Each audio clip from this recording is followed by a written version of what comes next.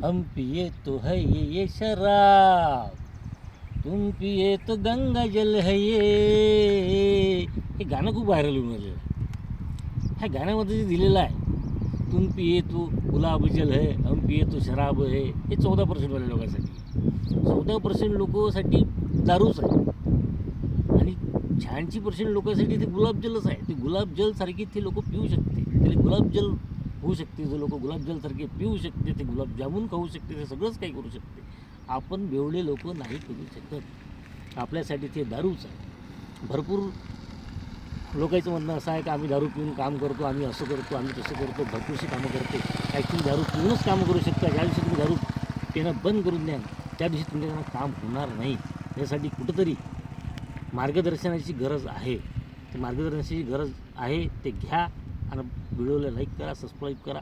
Jai Hind, Jai Bharat.